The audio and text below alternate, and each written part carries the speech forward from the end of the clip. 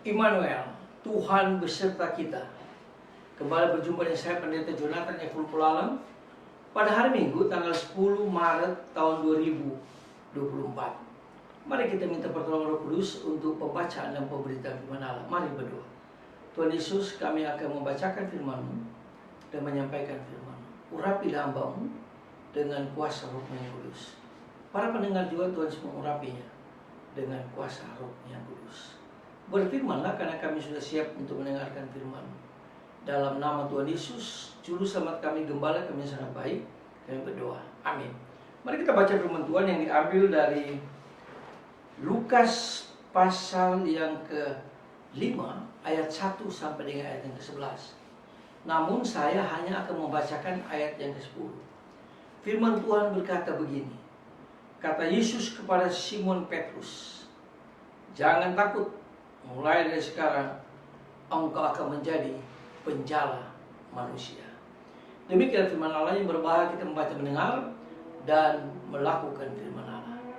Tema kita pada hari ini adalah rencana Tuhan yang indah bagi Petrus dan bagi kita.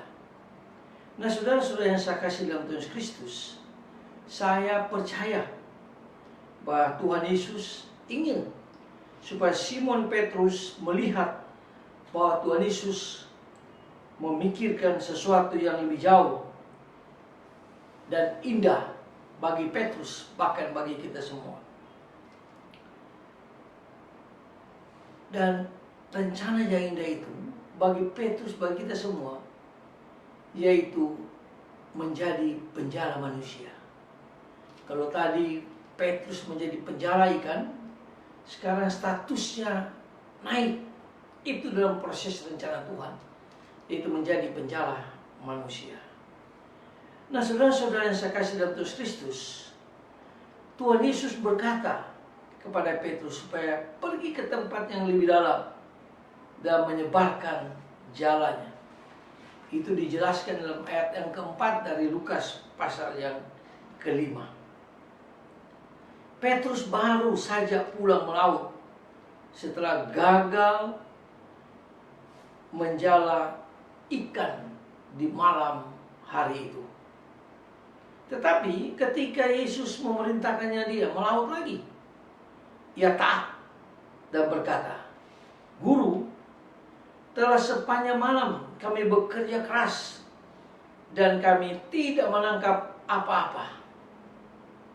Tetapi karena Tuhan Yesus yang menyuruhnya, Petrus akan menebarkan jalannya juga."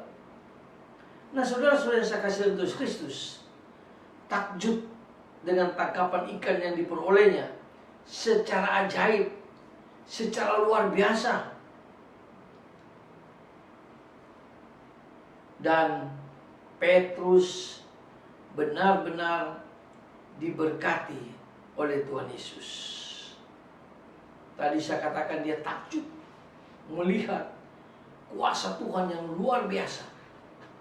Karena Tuhan Yesuslah berkuasa atas surga dan bumi ini, atas lautan, atas daratan, atas ikan-ikan, itu semua di bawah kekuasaan Tuhan Yesus. Setelah dia melihat keajaiban yang terus berikan kepada dia, yang tadinya sepanjang malam dia mencari ikan, dia tidak mendapatkannya. Tapi kalau waktu Yesus katakan, "Petrus, lebih dalam lagi," lalu Petrus melempar jalannya, dan ikan, ribuan ikan yang diperoleh oleh Petrus. Lalu dengan kerendahan hati, Petrus tersungkur penuh kekaguman di depan atau di hadapan Tuhan Yesus Kristus yang memintanya untuk menjadi penjala manusia. Jadi Petrus tidak pernah menduga kalau dia akan menjadi penjala manusia, kalau dia akan dipakai Tuhan secara luar biasa untuk supaya orang-orang yang berdosa itu mereka ditangkap, bukan nangkap ikan, tapi nangkap manusia, nangkap jiwa untuk masuk ke kerajaan surga yang kekal itu. Petrus meninggalkan segalanya dan mengikutnya. Petrus pada waktu dia berjumpa dan dia melihat mujizat di luar biasa, dia meninggalkan pekerjaan lamanya, dia meninggalkan jalannya, lalu dia dipakai Tuhan untuk menjadi penjala manusia. Nah, saudara-saudara yang saya kasih dalam Tuhan Kristus, rencana Tuhan Yesus lebih indah bagi kita. Mungkin tidak mengharuskan kita untuk meninggalkan pekerjaan kita. Mungkin kalau Tuhan panggil Anda sebagai dokter, sebagai apa saja, mari kita membuat supaya rencana Tuhan di kehidupan kita, lalu kita menjadi saksi Kristus untuk memenangkan banyak manusia. Nah, saudara-saudara yang saya kasih dalam Kristus, ini merupakan rencana Tuhan Yesus saat kita memakai waktu kita, apa yang kita miliki, harta kita, pekerjaan kita, untuk membawa orang masuk ke dalam kerajaan surga yang kekal yang memang Tuhan sudah sediakan bagi kita. Karena di bawah kolong langit ini tidak ada nama lain kecuali nama Tuhan Yesus. Itu dijelaskan di dalam Kisah Para Rasul pasal 4 ayat 12. Lalu dalam Yohanes pasal 14 ayat 6 mengatakan, Kristus adalah jalan kepada hidup. Tidak ada seorang pun yang datang kepada Bapa kalau tidak melalui Yesus.